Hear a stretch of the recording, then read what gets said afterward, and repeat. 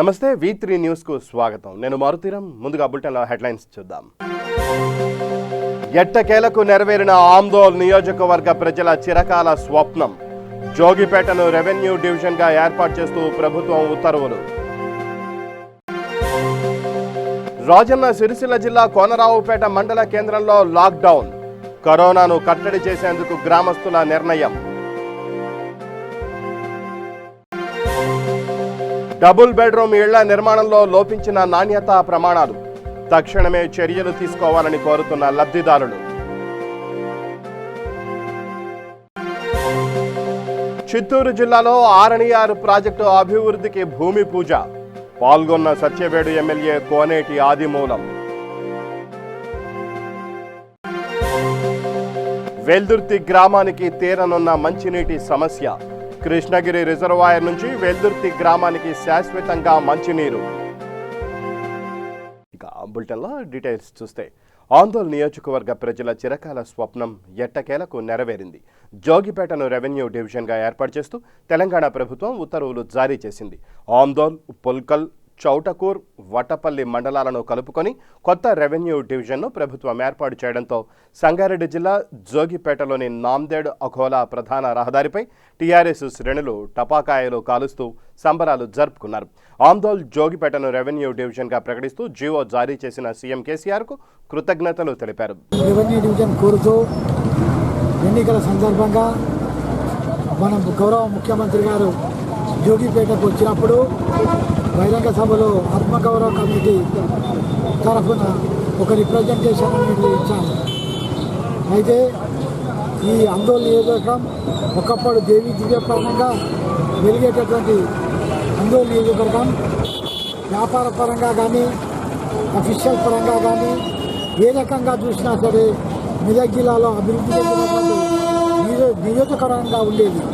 అయితే పాలకుల నిర్లక్ష్యమా, మనల్ని పరిపాలించేటటువంటి నాయకుల నిర్లక్ష్యము దాని రోజు రోజు కూడా క్షీణించి వెనుకబడిపోయేటటువంటి తరుణం లోపల మనం ఈరోజు జిల్లాలు బైఫర్కేట్ అయిన తర్వాత మన నియోజకవర్గాన్ని రెవెన్యూ డివిజన్గా నిర్ణయించకపోవడం పట్ల మన ముఖ్యమంత్రి గారికి విన్నపించాం. దాన్ని ఆయన స్వీకరించి ఆడిన మాట తప్పకుండా ఈరోజు ఆందోళన నియోజకవర్గాన్ని రెవెన్యూ డిక్లేర్ చేసినందుకు ఆయనకు ఆందోళన ప్రజల తరఫున ఆయన కృతజ్ఞతలు తెలియజేస్తున్నాం.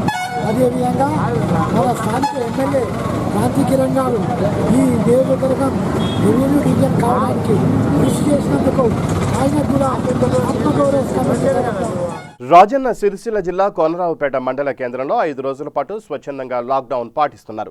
కరోనా విజృంభిస్తున్న నేపథ్యంలో కోనరావుపేట గ్రామ ప్రజలు కరోనాను కట్టడి చేసేందుకు స్వచ్ఛందంగా లాక్డౌన్ విధించుకునేందుకు ముందుకొచ్చారు.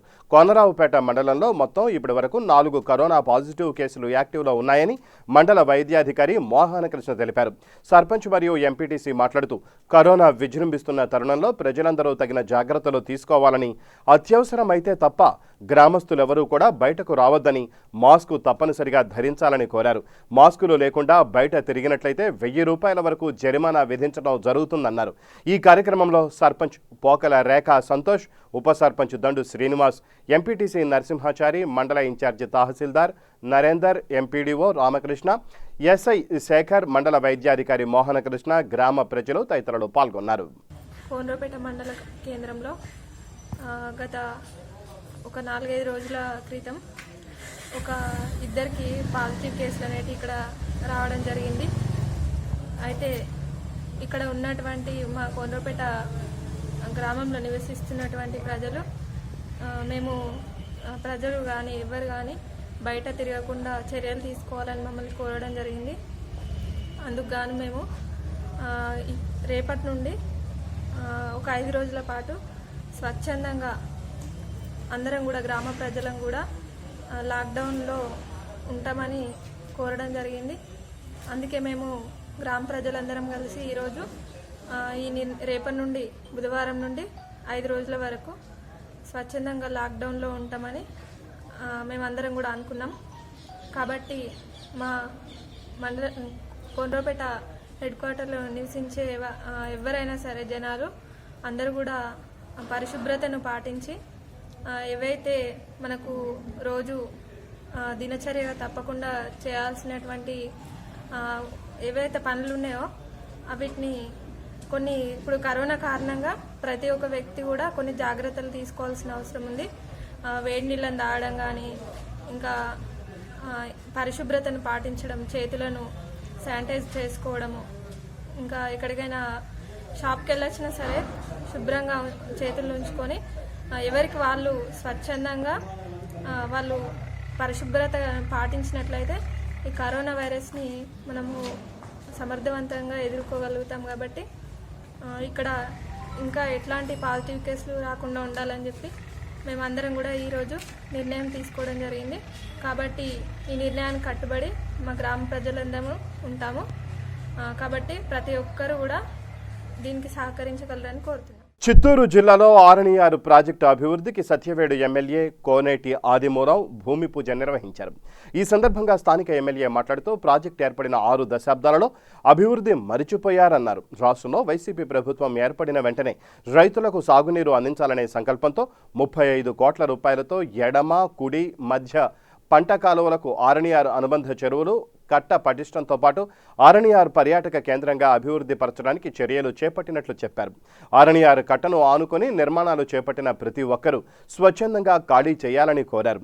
ఆరణియారు అభివృద్ధి పరచడంతో ప్రత్యక్షంగా పరోక్షంగా 10,000 ఎకరాలకు సాగునీరు అందించడం లక్ష్యంగా కృషి చేస్తానని వివరించారు. నాయకులకు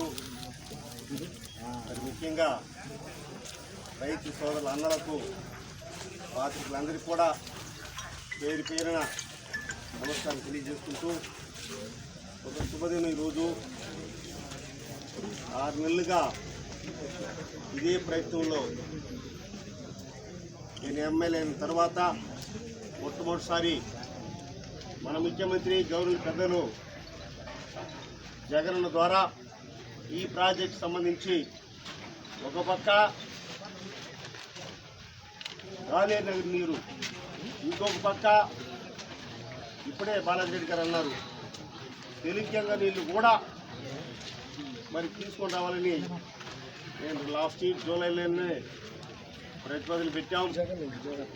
అయినా మన నియోజకవర్గంలో సత్యవేడులో ఒక మంచి ప్రాజెక్టు ఇది. ఇటు కేవపురం పార్ట్ వెల్దుర్తి గ్రామానికి 10 సంవత్సరాల నుంచి మంచినీటి సమస్య తీవ్రంగా ఉంది. అధికారంలోకి వచ్చిన వెంటనే శాశ్వతంగా మంచినీటి సమస్యను తీరుస్తారని మాట ఇవ్వడం జరిగింది. గెలిచిన వెంటనే సీఎం దృష్టికి వెల్దుర్తి గ్రామవాసుల నీటి సమస్యను తెలియజేశారు. సానుకూలంగా స్పందించిన సీఎం 3,10,00,000 రూపాయల నిధులను మంజూరు చేశారు. కృష్ణగిరి రిజర్వాయర్ నుంచి వెల్దుర్తి గ్రామానికి శాశ్వతంగా మంచినీటి సమస్య తీర్చడం కోసం 3.10 కోట్ల రూపాయలతో చేపట్టిన పనులను పత్తికొండ ఎమ్మెల్యే శ్రీ దేవమ్మ ప్రారంభించారు. ఈ కార్యక్రమంలో వైఎస్ఆర్ పార్టీ రాష్ట్ర కార్యదర్శి చెరుకులపాడు ప్రదీప్ రెడ్డి, ఆర్డబ్ల్యూఎస్ అధికారులు, వెల్దుర్తి, కృష్ణగిరి మండలాల కన్వీనర్లు తదితరులు పాల్గొన్నారు. వాటర్ వస్తున్నాయని చెప్పి గత ప్రభుత్వం అంతా కూడా పట్టించుకోకుండా దిశలో మరి ప్రజలంతా కూడా అల్లాడిపోతున్నారు తాగునీటి సమస్యతో. మరి ఎలక్షన్ల కంటే ముందు మరి మేము ఎలక్షన్లకు వెళ్ళినప్పుడు ప్రజలందరికీ కూడా మా గవర్నమెంట్ వస్తే, వైఎస్ఆర్సీపీ గవర్నమెంట్ వస్తే ఖచ్చితంగా మీ ప్రాబ్లం తీరుస్తామని ఆ రోజు మేమంతా కూడా వెల్దుర్తి ప్రజలందరికీ కూడా మాట ఇవ్వడం జరిగింది. ఈరోజు మరి మేము సుమారుగా 3,10,00,000తో అందరినీ వాళ్ళ నుంచి త్రూ వెల్దుర్తి గ్రామ ప్రజలకు అందరికీ కూడా నీటి సమస్య తీర్చడానికి తొందరలోనే చేపట్టినాం. ఈరోజు భూమి పూజ కూడా చేయడం జరిగింది. కాబట్టి త్వరలోనే ఎంత త్వరలో అంటే అంత త్వరలోనే మేము డీఈతో ఏఈ గారితో కూడా మాట్లాడడం జరిగింది. త్వరలోనే ఈ పనులని పూర్తి చేపిస్తాం. మరి గత ప్రభుత్వంలో తాగునీటి సమస్య అనేది ఎక్కడా కూడా ఎక్కడ వేసిన గొంగలి అక్కడే ఉన్నట్లుగానే ప్రతి గ్రామంలో తాగునీటి సమస్య తాండవిస్తుంది. మరి మేము మాట ఇచ్చిన ప్రకారంగా సుమారుగా 15 రోజులకు వచ్చే నీటిని వెల్దుర్తి ప్రజలకు ఇప్పుడు మొన్న ఓవర్ ట్యాంక్ కట్టించేసి 4 డేస్ 4 రోజుల కిందకి 4 రోజులకు ఒకసారి వచ్చేటట్లు చేసినాం. ఇప్పుడు రోజు వెల్దుర్తి ప్రజలంతా కూడా చాలా ఆనందంతో ఉండేటట్లుగా తాగునీటి సమస్య లేకోకుండా మేము ఈరోజు ఆ పనిని మొదలుపెట్టాం. ఎందుకంటే మేము మా ప్రభుత్వం వస్తే చేస్తామని చెప్పినాం కాబట్టి మా గవర్నమెంట్ వచ్చిన వెంటనే సీఎం దృష్టికి తీసుకెళ్లడం జరిగింది. వెంటనే సీఎం స్పందించి డైరెక్ట్గా ఎంత త్వరలో అంటే అంత త్వరలో కూడా శాంక్షన్ చేయడం జరిగింది. ఆయన చెప్పిన వెంటనే కూడా స్పందించినందుకు మరి వెల్దుర్తి గ్రామ ప్రజల తరపున నేను సీఎం గారికి ధన్యవాదాలు తెలియజేస్తున్నాను. మరి ఈ సమస్యని తొందరలోనే పరిష్కరించే దిశగా కూడా మేము తొందరగా ఈ పనులు మొదలు పెట్టేదట్లా కూడా రోజు చర్చించి తొందరగా ఈ పని అయ్యేదట్లా కూడా ఈ పైప్ లైన్ తొందరగా అయ్యేదట్లా కూడా మేము చర్య తీసుకొని తొందరగా అయ్యేదట్లా కూడా చేపించే దిశగా మేము ముందుకెళ్తాము.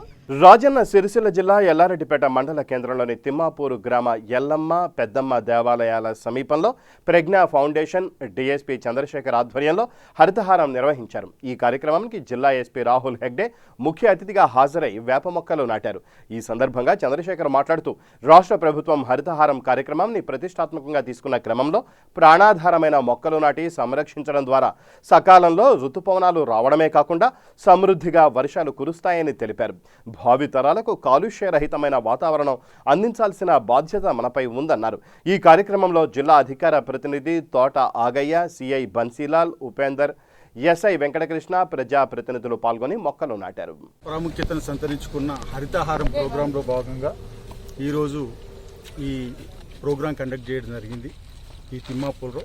దానికి గౌరవనీయులైన ఆగయ్య గారు అండ్ జెడ్పీటీసీ మా ఎస్పీ గారు అందరూ కూడా ప్రజాప్రతినిధులు ఇంత పెద్ద మొత్తంలో ఎక్కడ చేసినా చాలా రెస్పాన్స్ వస్తుంది.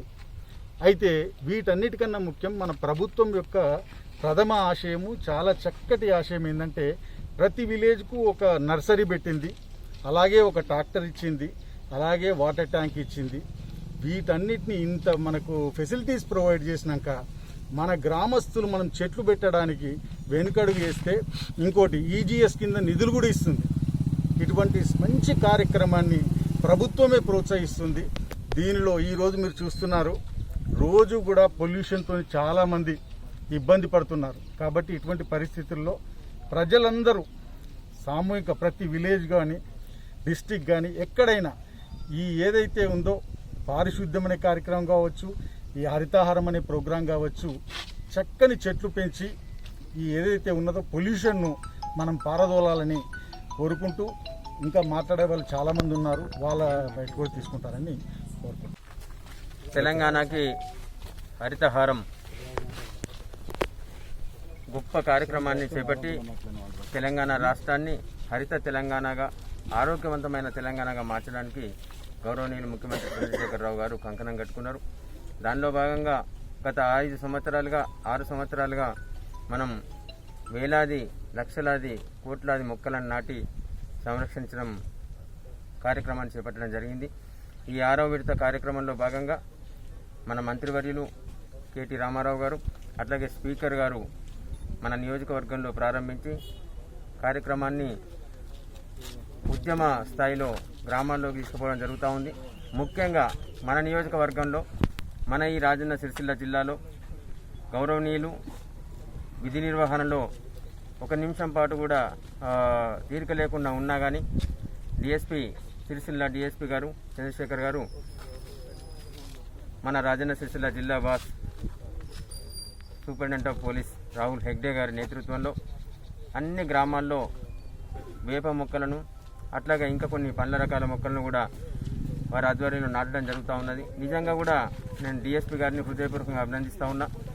వారికి వచ్చిన ఆలోచన ఈ నర్సరీ నుంచి, అంటే ఒక్కొక్క మొక్క మినిమం నేను చూసిన ఎక్కడ కూడా 3 గజాల నుంచి పైననే ఉన్నాయి, కానీ 3 గజాల కింద లేవు.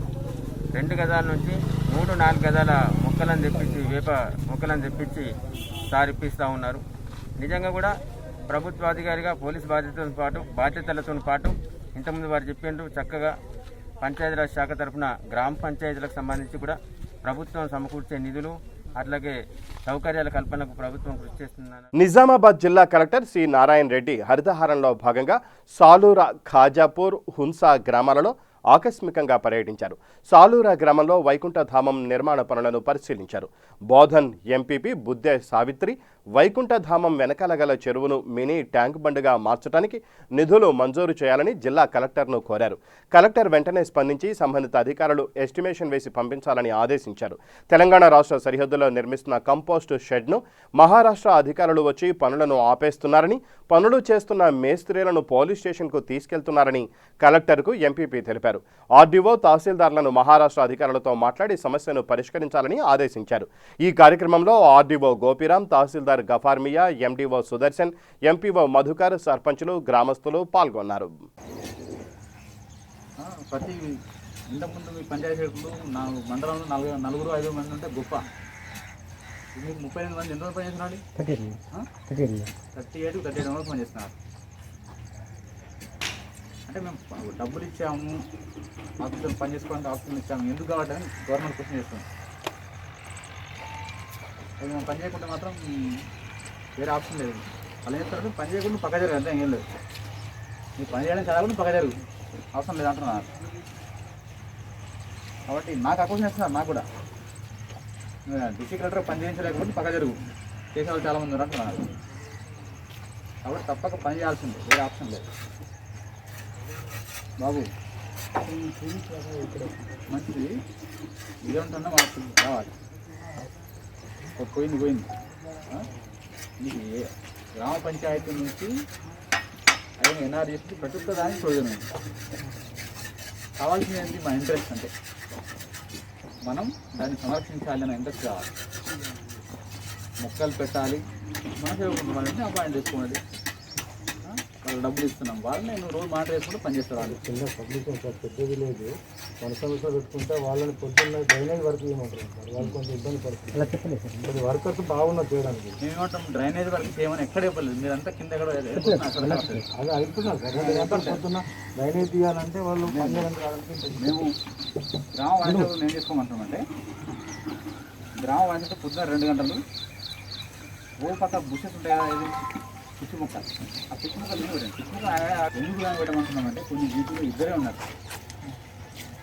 మేము కూడా అడిగితే సర్పంచ్ని అడగాలి, అమ్మ మీరు నీట్గా పెట్టండి, ఆమె అడగవచ్చు సార్ వర్కర్ లేదు కదా, దాన్ని ఫిల్ చేయడానికి నేను పెట్టుకోండి అని చెప్తాను.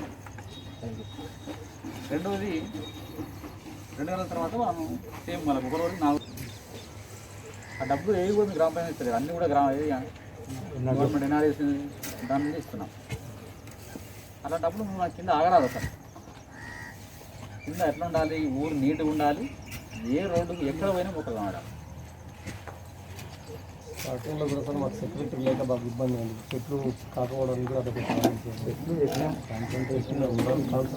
ఇప్పుడు అయితే అన్నీ ఉన్నాయి కానీ సెక్రటరీ ఉన్నాడు, అన్నీ ఉన్నాయి. వస్తాం సార్, వారం 10 రోజుల్లో కంప్లీట్గా మీరు అన్నట్టుగా వెళ్తాం.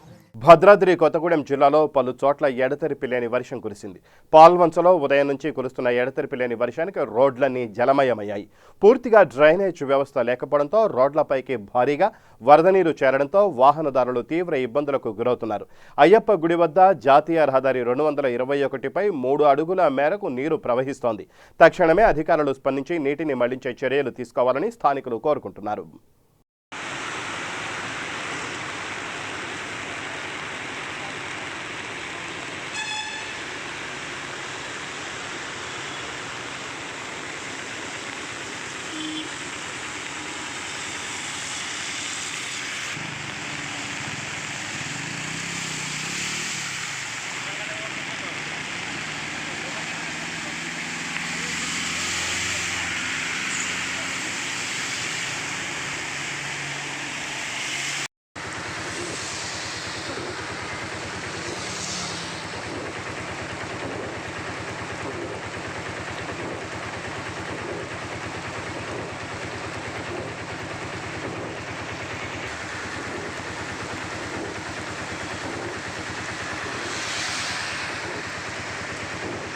తెలంగాణ వర్కింగ్ ప్రెసిడెంట్ కేటీఆర్ జన్మదినం సందర్భంగా యూసఫ్గూడ కోట్ల విజయభాస్కర్ రెడ్డి స్టేడియంలో బ్లడ్ క్యాంపు నిర్వహిస్తున్నామని శాసనసభ్యులు మాగంటి గోపీనాథ్ తెలియజేశారు.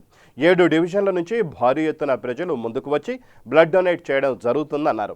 24వ తేదీ ఉదయం 9 గంటల నుంచి 4 గంటల వరకు ఈ కార్యక్రమం నిర్వహించబడుతుందన్నారు. ఈ కార్యక్రమానికి ముఖ్య అతిథులుగా తెలంగాణ వర్కింగ్ ప్రెసిడెంట్ కేటీఆర్, తెలంగాణ మినిస్టర్లు వస్తారని తెలిపారు. ఇప్పుడు మనం 4 కౌంటర్లు పెట్టాలి. మీరు ఇచ్చే కార్డు మీద మీరు అదొక ఎంట్రన్స్, ఇదొక ఎంట్రన్స్, ఇది 4 ఎంట్రన్స్ పెట్టి వీళ్ళు ఏం చేస్తారంటే సోషల్ డిస్టెన్స్ మెయింటైన్ చేయాలంటారు. 70 మంది టెక్నీషియన్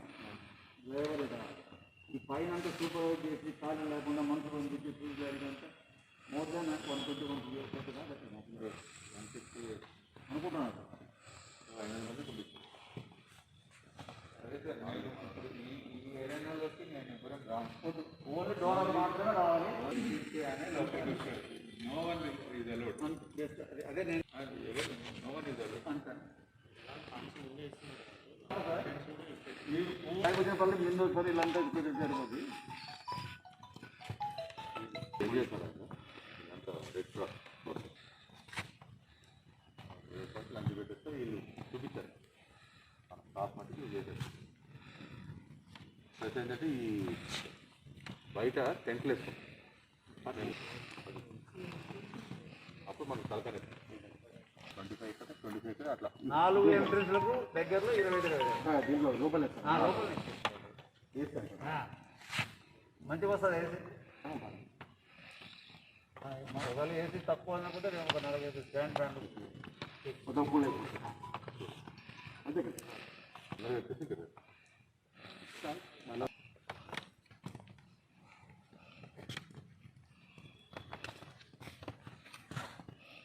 ఇప్పుడు ఆ రిప్లేస్మెంట్స్ ఎక్కడ పెడతారు? ఖమ్మం జిల్లా సత్తుపల్లి నియోజకవర్గ పరిధిలోని పెనుపల్లి మండలం బయనగూడెం గ్రామంలో తెలంగాణ ముఖ్యమంత్రి కేసీఆర్ మానస పుత్రిక పథకమైన డబుల్ బెడ్రూమ్ ఇళ్ల నిర్మాణంలో నాణ్యతా ప్రమాణాలు లోపించాయని తెలంగాణ రాష్ట్ర మానవ హక్కుల చైర్మన్ మద్దిశెట్టి సామేలు ఆవేదన వ్యక్తం చేశారు.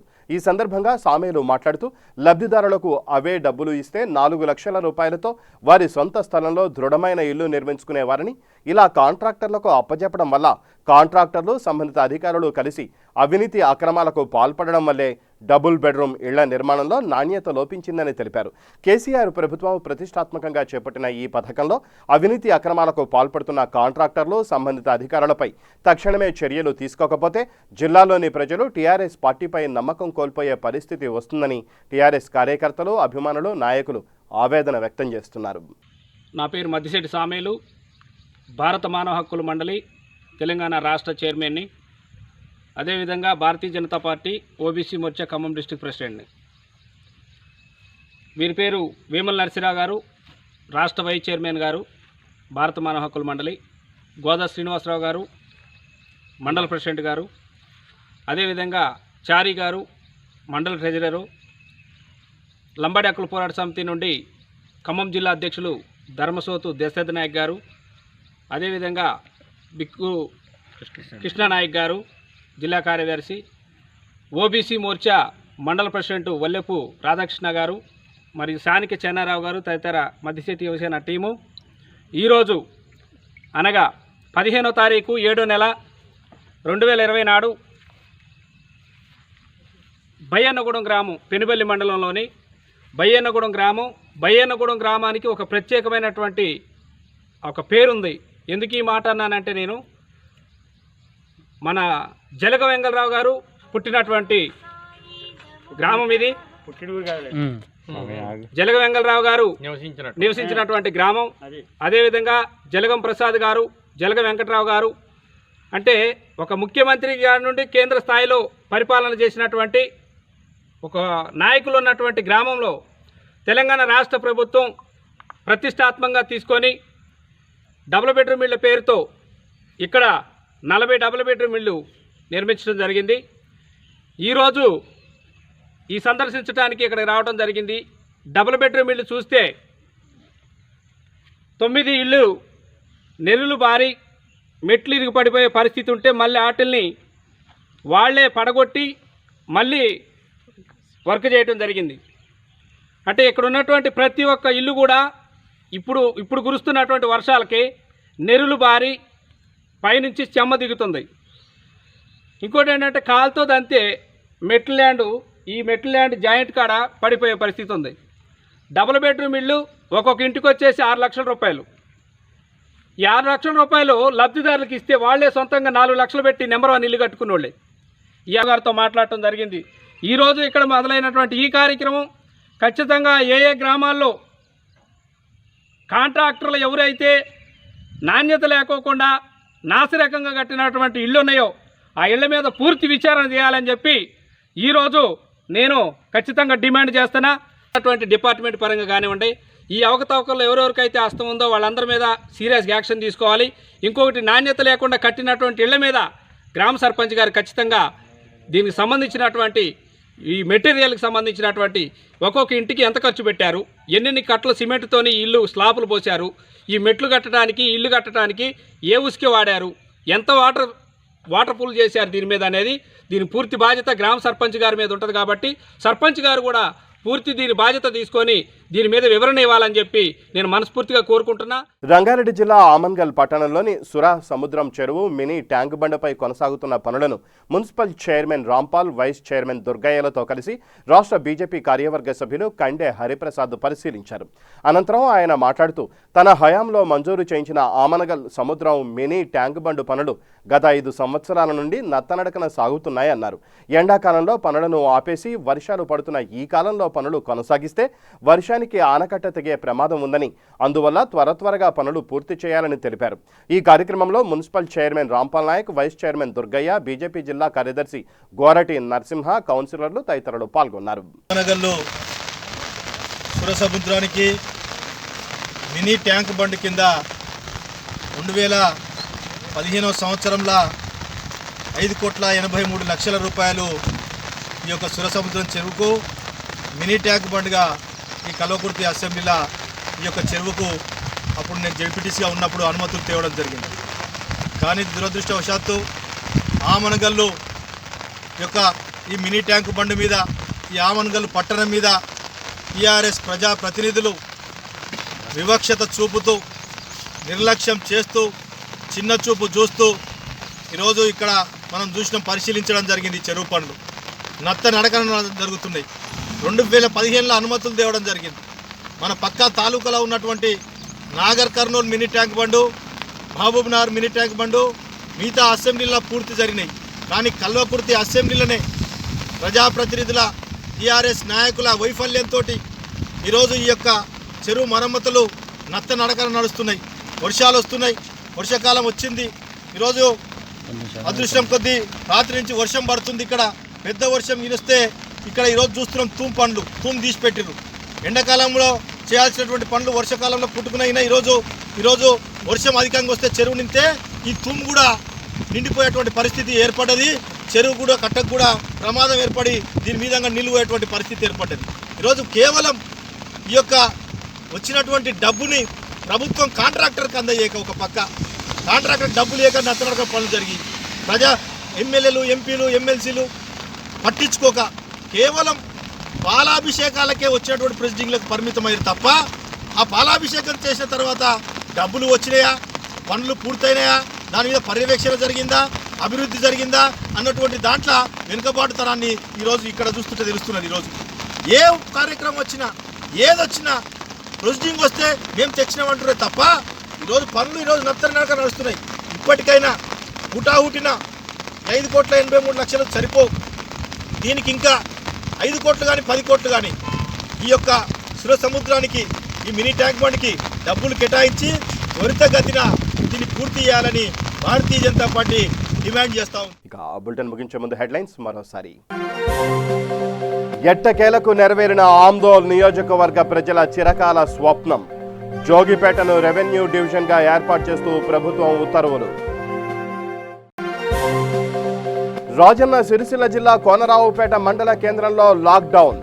కరోనాను కట్టడి చేసేందుకు గ్రామస్తుల నిర్ణయం. డబుల్ బెడ్రూమ్ ఇళ్ల నిర్మాణంలో లోపించిన నాణ్యతా ప్రమాణాలు. తక్షణమే చర్యలు తీసుకోవాలని కోరుతున్న లబ్ధిదారులు. చిత్తూరు జిల్లాలో ఆరణియారు ప్రాజెక్టు అభివృద్ధికి భూమి పూజ. పాల్గొన్న సత్యవేడు ఎమ్మెల్యే కోనేటి ఆదిమూలం. వెల్దుర్తి గ్రామానికి తీరనున్న మంచినీటి సమస్య. కృష్ణగిరి రిజర్వాయర్ నుంచి వెల్దుర్తి గ్రామానికి శాశ్వతంగా మంచినీరు. ఇవి బులెటిన్ విశేషాలు. మరిన్ని న్యూస్ అప్డేట్స్ కోసం చూస్తూనే ఉండండి V3 న్యూస్. లక్ష్యం సమాజ హితం.